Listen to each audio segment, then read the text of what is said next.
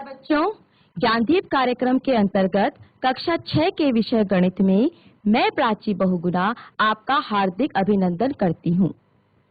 इससे पहले की कक्षा में हम लोग कक्षा 6 की गणित पाठ्यपुस्तक का अध्याय 4 आधारभूत ज्यामितीय अवधारणाएं शुरू कर चुके हैं। उसमें मैंने आपको रेखाखंड, रेखा, बिंदु, प्रतिच्छेदी रेखाएं करा चुकी हूँ और हम लोग बात कर रहे थे समांतर रेखाओं पर। तो बच्चों थोड़ा सा आप रिकैप कर लीजिए कि हमने क्या क्या पढ़ा था। बिंदु आपको पता है, आप इस पर कोई भी डॉट बनाएंगे वो आपका बिंदु होगा, ठीक है। अगर मैं एक रेखाखंड की बात करती हूँ तो इसको आप क्या कीजिए, इसको आप यहाँ से कहीं से भी आप इसको ऐसे मोड़ लीजिए, इसकी एक क्रीज बन जाएगी। फिर इसको आप ऐसे खोल दीजिएगा तो जो ये क्रीज आपको दिख रही है, ये जो आपको क्रीज दिख रही है बच्चों, ये क्या है? रेखा खंड है, ठीक है। ये रेखाखंड की अवधारणा स्पष्ट करने के लिए है, ओके। और इसी तरह से अगर हम एक दूसरी शीट लेते हैं, उस शीट पर हम एक इस तरह से मोड़ते हैं, ओके, इसे खोल देते हैं, ठीक है। और दूसरा हम इस तरह से मोड़ते हैं और इसको ओपन कर लेते हैं। तो जो ये वाला पॉइंट है, ये देखो आपको दिखाई दे रहा होगा, ये क्या है? ये वाली लाइन, ओके। और जो ये वाली लाइन है, ये क्या है? प्रतिच्छेदी रेखाएं हैं। और ये जो इसका पॉइंट है, ये वाला, ये क्या है? उभयनिष्ठ बिंदु है, ठीक है। इसके अलावा मैंने समांतर रेखाओं का भी कॉन्सेप्ट आपके लिए शुरू किया था। तो देखो बच्चों, मैं एक यहाँ पर एक शीट में से मैंने एक फिगर बनाई है। इसमें आपको समांतर रेखाओं का कॉन्सेप्ट थोड़ा क्लियर होगा। जो ये वाली रेखा है, ये रेखा और ये रेखा, इनका तो एक पॉइंट है, ये तो आपस में एक दूसरे को काट रही हैं, मिल रही हैं, इनका एक उभयनिष्ठ बिंदु है। लेकिन जो ये वाली रेखा है और जो इसके नीचे वाली रेखा है, ठीक है, ये रेखा और ये रेखा एक दूसरे को नहीं काट रही हैं। चाहे हम किसी भी डायरेक्शन में इसको बढ़ाएंगे, ये आगे नहीं काटेंगी। तो ये और ये समांतर है, ओके। और ये, ठीक है, और ये वाली समांतर है, ठीक है। तो ये दोनों समांतर और ये दोनों समांतर, ओके। तो इसको हम स्मार्ट बोर्ड पर समझते हैं। बात कर रहे थे समांतर रेखाओं की। इससे पहले की कक्षा में समांतर रेखाएं मैंने शुरू किया था और थोड़ा सा इसको समझाने का आपको प्रयास भी किया था। एक मेज का जो हमें जिस तरह का हमें मेज का चित्र दिखाई देता है, उसके आधार पर मैंने इसको समझाया था, ठीक है। तो हम लोग फिर से एक मेज ड्रॉ कर रहे हैं। एक टेबल है ये, ओके, और ये इस तरह के हैं, ठीक है, A, B, C and D। तो बच्चों मैंने आपको बताया था कि जो AB और BC है वो B से B पर मिला था और जो CD और AD है वो D पर मिला था, ठीक है। लेकिन यहाँ पर अगर आप AB को देखो और CD को देखो तो क्या ये रेखाएं कभी मिलेंगी? नहीं मिलेंगी। तो ये हमारी क्या है? समांतर रेखाएं हैं, ठीक है। हम ये और ऐसे ही AD और BC, ठीक है, ये वाली और ये वाली क्या है? आपस में समांतर है। तो हम इसको ऐसे लिखेंगे, AD BC के समांतर है, AD है ना, तथा BC एक दूसरे को प्रतिच्छेद नहीं करते, एक दूसरे को प्रतिच्छेद नहीं करते,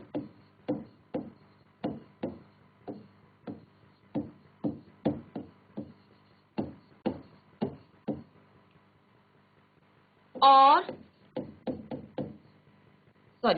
चाहे इन्हें किसी भी दिशा में बढ़ाया जाए, चाहे इन्हें अनिश्चित लंबाई में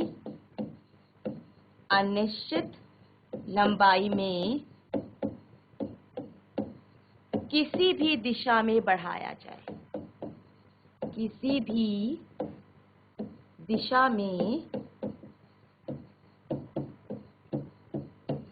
बढ़ाया जाए, ठीक है। तो ये क्या होती है? समांतर रेखाएं कहलाती हैं। इसी तरह से जैसे AD और BC है, इसी तरह से कौन सी है? AB और CD, ये भी आपस में क्या है? समांतर रेखाएं हैं। देखो बच्चों, अगर मैं इसको आगे बढ़ाऊंगी है ना, इसको भी आगे बढ़ा रही हूँ, फिर भी चाहे कितना भी आगे बढ़ेंगी एक दूसरे को क्रॉस नहीं करेंगी। और अगर इसकी बात करें, इसको भी आगे बढ़ाओ और इसको आगे बढ़ाओ, चाहे उसको इस तरफ से बढ़ाओ, तो ये दोनों भी, ये वाली और ये वाली भी आगे नहीं मिलेंगी। तो ये क्या होती है, समांतर रेखाएं होती हैं। और समांतर रेखाओं को हम इस तरह से शो करते हैं, बीच में दो वर्टिकल लाइंस हम ड्रॉ करते हैं, है ना, और इस तरह से। इसका मतलब ये ए बी समांतर है सी डी के, क्लियर है। और इसके अलावा हम और लिख सकते हैं एडी, ठीक है, एडी समांतर है किसके, बीसी के, ठीक है। तो ए बी समांतर है सी डी के और एडी समांतर है बीसी के। और ये जो साइन है ये वाला, ठीक है, ये साइन है समांतर रेखाओं को प्रदर्शित करने के लिए। इसके बाद हम अपने नेक्स्ट टॉपिक पे बढ़ते हैं। अच्छा, इसके थोड़े उदाहरण कर लेते हैं बच्चों। इसके उदाहरण क्या क्या हो सकते हैं? इसके उदाहरण हो सकते हैं जैसे रेल की पटरी, समांतर रेखाओं का उदाहरण है। उदाहरण क्या है, रेल की पटरी, ठीक है। इसके अलावा खिड़की की सलाखें, आपने देखा होगा अगर ये खिड़की है, इसकी ऐसी ऐसी सलाखें होती हैं, है ना, चाहे हम इनको इधर से बढ़ाएं चाहे ऊपर से बढ़ाएं, कभी आपस में एक दूसरे को नहीं काटती। तो खिड़की की सलाखें भी समांतर रेखाओं का क्या है, खिड़की की सलाखें, ठीक है, ये इसका उदाहरण है। इसके अलावा स्केल, जैसे ये स्केल होता है, ठीक है, ये स्केल होता है ना, तो ये वाला और ये वाला, ये क्या है, समांतर है। और ये भी क्या है, समांतर है। ये इसके समांतर और ये इसके समांतर, ठीक है, मतलब ये वाला समांतर है इसके और ये वाला समांतर है इसके, क्लियर है। तो ये क्या है, इसके उदाहरण है, यानी कि स्केल के सम्मुख किनारे भी समांतर रेखाओं का उदाहरण है, स्केल के सम्मुख किनारे।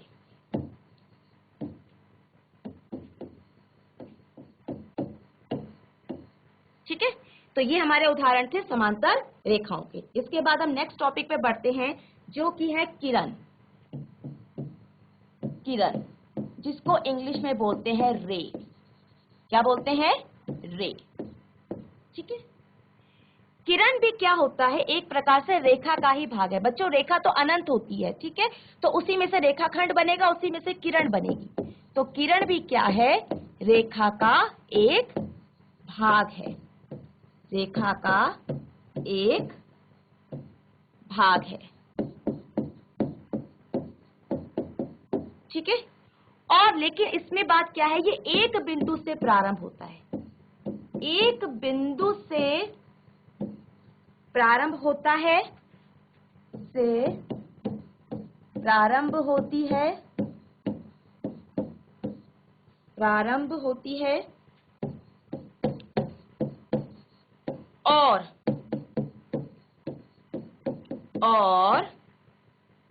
एक दिशा में, एक दिशा में, एक दिशा में बिना किसी अंत के, बिना किसी अंत के, बिना किसी अंत के विस्तृत होती है।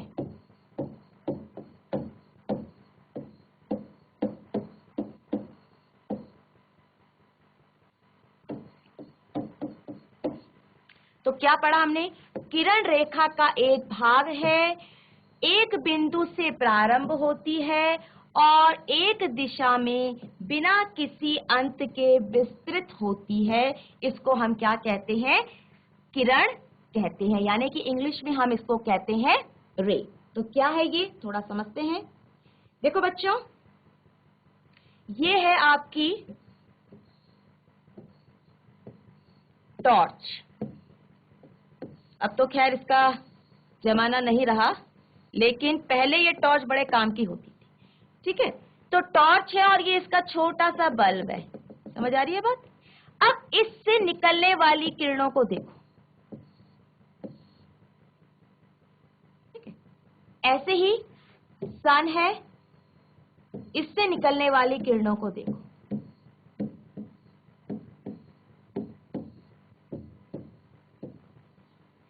ये कुछ उदाहरण है किसके, किरण का कॉन्सेप्ट समझने के लिए। देखो बच्चों, ये है आपकी टॉर्च, ठीक है, और ये है सूर्य। देखो टॉर्च में अंदर एक छोटा सा बल्ब है जिसमें से किरणें निकल रही हैं। अब देखो ये तो इसका है प्रारंभिक बिंदु, ये इसका प्रारंभिक बिंदु है, आगे ये निकलती रहेंगी, आगे इनका कोई अंत नहीं है, लेकिन एक ही दिशा में। अब ये इस तरफ से तो पीछे नहीं, मतलब पीछे की तरफ नहीं बढ़ सकती हैं, ये इस तरफ नहीं बढ़ेगी, केवल आगे की तरफ ये अनंत रूप से बढ़ेगी। कहने का मतलब है जब हमने बात की थी रेखा की, तो रेखा दोनों तरफ बढ़ी थी, इधर भी और इधर भी बढ़ी थी, लेकिन जो किरण होती है वो सिर्फ एक ही दिशा में बढ़ती है। जो किरण होती है वो क्या होती है, एक ही दिशा में बढ़ती है, एक ही दिशा में बढ़ती है।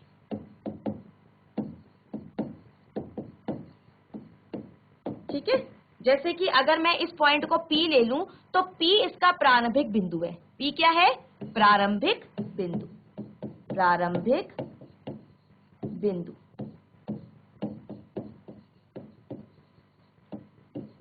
ठीक है, और ये आगे बढ़ती जाएगी, बढ़ती जाएगी, आगे ये समाप्त नहीं होगी। तो ये हो गई हमारी किरण। ऐसे अगर हम सन के केस में देखें, सूर्य के केस में, सूर्य, ये जो सूर्य है ये भी क्या है, एक, इसको भी एक हम क्या मान लो, पॉइंट सोर्स, पॉइंट सोर्स इसको मान लेते हैं। तो ये क्या हो गया इसका, अगर हम सन को ऐसा मान रहे हैं, कुछ ऐसा, तो ये क्या है इसका प्रारंभिक बिंदु, कुछ इस तरह से ना। ये जो सन, ये वाला जो पॉइंट है, अगर मैं इसको एस ले रही हूं, एस फॉर सन, तो ये क्या है, प्रारंभिक बिंदु, प्रारंभिक बिंदु। ठीक है, और यहां से जो किरणें निकल रही है वो आगे बढ़ती जा रही हैं, बढ़ती जा रही हैं, और वो कभी आगे नहीं रुकेंगी, अनिश्चित काल तक बढ़ती जा रही हैं। तो ये आपका कौन सा कॉन्सेप्ट है, किरण का। तो किरण और रेखा में एक मूल फर्क ये है कि जो रेखा होती है वो किसी भी दिशा में बढ़ाई जा सकती है, ठीक है ना, रेखा किसी भी दिशा में बढ़ाई जा सकती है, किसी भी दिशा में अनिश्चित काल तक, सॉरी अनिश्चित दूरी तक, है ना, किसी भी दिशा में अनिश्चित दूरी तक बढ़ाई जा सकती है, अनिश्चित दूरी तक बढ़ाई जा सकती है।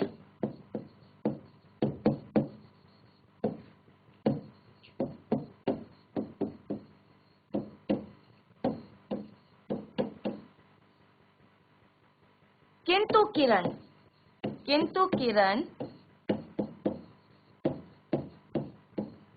सिर्फ एक ही दिशा में,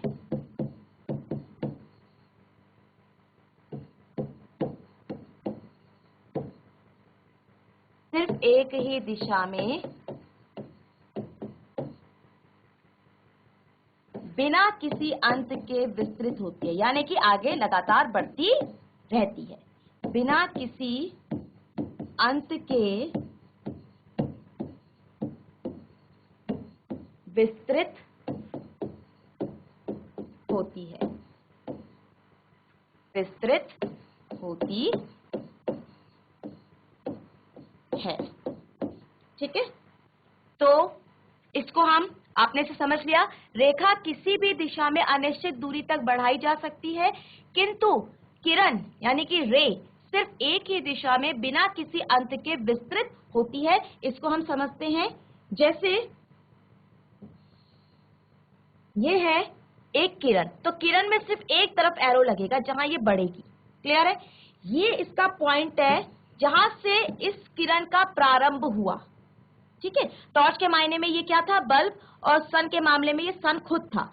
तो ये जो पॉइंट है इसका, जहां से किरण शुरू होती है, इसको हम बोलते हैं प्रारंभिक बिंदु।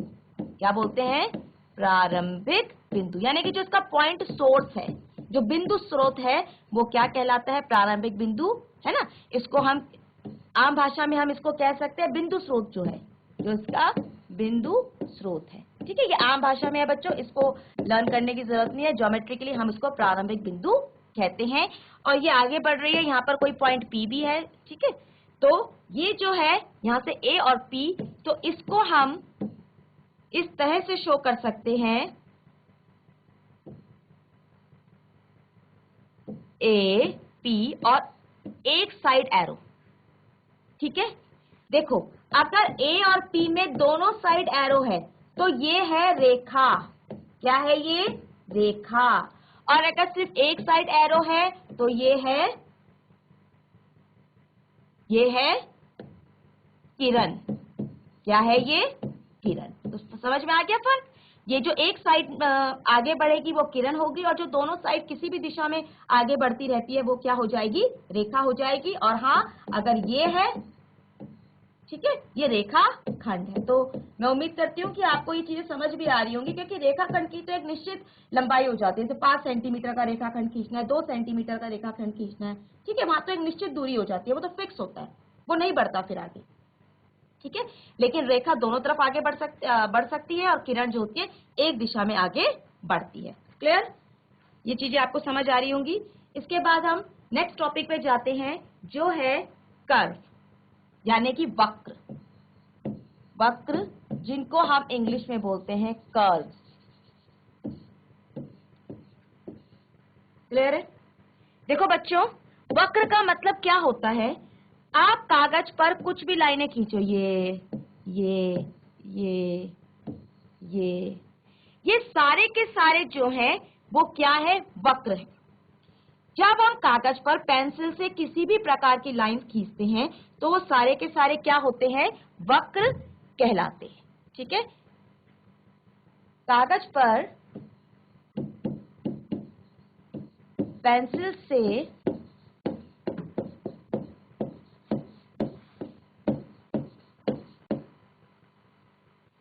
टेढ़ी मेढ़ी रेखाएं खींचें,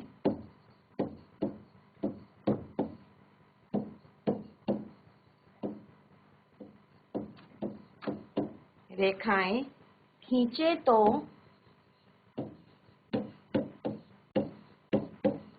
प्राप्त आकृतियां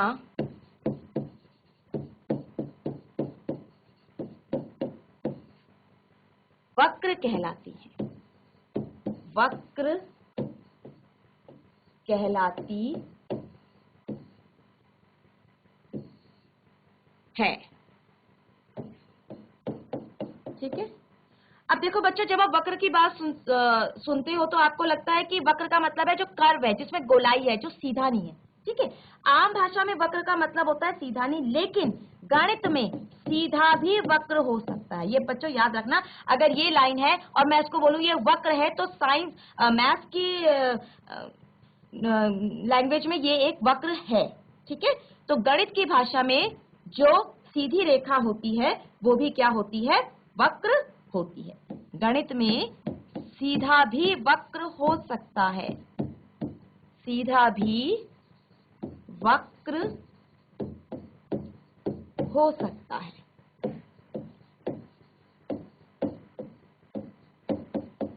ठीक है, तो यहाँ पर हम कुछ कर्व्स को ड्रॉ करेंगे, और आप देखना बच्चों मैं क्या कर रही हूँ। यहाँ पे कुछ कर्व्स हम ड्रॉ करेंगे। देखो ये कुछ इस तरह से, ये फिगर 1। ओके, उसके बाद ये फिगर 2, उसके बाद ये फिगर 3, उसके बाद फिगर 4। ये पॉइंट ए ले रखा है, ये बी ले रखा है। ठीक है, और एक पॉइंट आगे और है। इसके बाद कुछ इस तरह से फिगर 5, फिगर 6, ओके, और फिगर 7। तो बच्चों ये जो फिगर्स हैं, first, second, third, fourth, fifth, sixth and 7, in figures को आप देखो, ये सारे के सारे क्या हैं? वक्र हैं। सारे के सारे क्या है? वक्र है। कंफ्यूज मत होना आप, गणित की लैंग्वेज में जो ये है, ये भी क्या है? गणित की भाषा में वक्र है। क्लियर है? अब देखो बच्चों, इन वक्रों में आपको 2 वक्र ऐसे दिख रहे होंगे जो एक दूसरे को काटते हैं। एक तो ये वाला वक्र और एक ये वाला वक्र। ठीक है, जो ये वाला वक्र है ये भी यहाँ पे इसको काट रहा है। ठीक है, काट रहा है मतलब फिर आगे बढ़ भी रहा है। ओके, जैसे अगर ये यहाँ पे रुक गया ना, ये अगर आगे बढ़ेगा या कोई नई फिगर बनेगी तब हम इसको बोल सकते हैं। अगर ये नहीं जो येली फिगर है ये नहीं आएगी इस कैटेगरी में। ठीक है, तो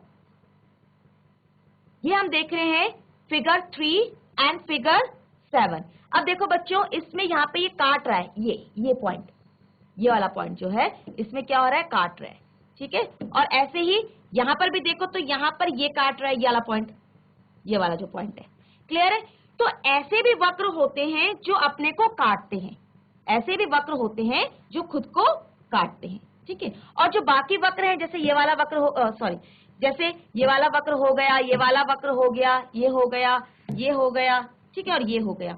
इन दोनों के अलावा जो बाकी वक्र हैं वो अपने को नहीं काट रहे हैं। तो जो वक्र अपने को नहीं काटता उसको हम क्या बोलते हैं, सरल वक्र कहते हैं। यानी कि ये सारे के सारे सरल वक्र हैं, सिर्फ किसको छोड़ के, एक इस वाली फिगर को छोड़ के और एक इस वाली फिगर को छोड़ के, यानी कि ये, ओके, और ये क्या है, ये सरल वक्र नहीं है। क्यों? क्योंकि ये अपने को काट रहे हैं। क्लियर है? तो हमने क्या समझा, यदि कोई वक्र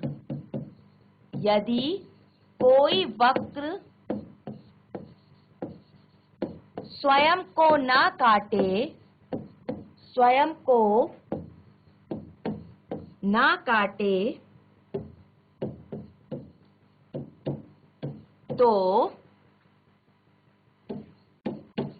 सरल वक्र, सिंपल कर्व, सरल वक्र कहलाते हैं, सरल वक्र कहलाते हैं। ठीक है बच्चों, अब देखो एक और टॉपिक हम इसे कर लेते हैं, खुला वक्र तथा बंद वक्र, बंद वक्र, खुला वक्र और बंद वक्र। अब इन दो फिगर्स को आप देखिएगा, एक तो ये है और एक ये है। आपको खुद समझ आ रहा है, ये तो है खुला वक्र यानी कि ओपन, और ये क्या है, क्लोज यानी कि बंद है, जिसका जो प्रारंभिक बिंदु है वो उसके अंत बिंदु से मिल रहा है। यहाँ पर ये प्रारंभिक बिंदु है और ये यहाँ पर ये है प्रारंभिक बिंदु और ये है अंत बिंदु, ये दोनों एक दूसरे से नहीं मिल रहे हैं। यहाँ पर प्रारंभिक बिंदु और अंत बिंदु एक दूसरे से मिल रहा है, तो ये क्या है, खुला वक्र है और ये बंद वक्र है। आगे की हमारी क्लास बंद वक्र पर रहेगी, जिसमें हम अपना नेक्स्ट टॉपिक करेंगे बहुभुज, यानी कि जो हम बहुभुज पढ़ेंगे, हमारा नेक्स्ट टॉपिक रहेगा बच्चों बहुभुज, जिसको हम बोलते हैं पॉलीगन्स, पॉलीगन्स।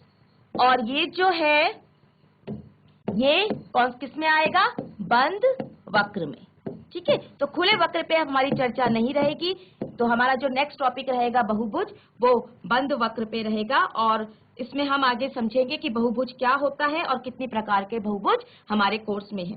ठीक है, तो इसमें हमने जो चैप्टर्स पढ़े हैं, इन चैप्टर से रिलेटेड आप जो भी एक्सरसाइज होगी वो आप करेंगे। आज आपने पढ़ा किरण, ठीक है, इसके अलावा आपने वक्र पढ़े और वक्र में आपने सरल वक्र पढ़ा और बंद वक्र और खुला वक्र। ठीक है, तो बहुभुज के बारे में हम आगे पढ़ेंगे नेक्स्ट क्लास में। तो अभी मैं अपनी क्लास यहाँ पर स्थगित कर रही हूँ, हम लोग मिलेंगे अपनी नेक्स्ट क्लास में। आप लोग इसकी एक्सरसाइज कीजिएगा और जो भी आपकी प्रॉब्लम होगी वो स्कूल खुलने पर आप इसको पूछ सकते हैं।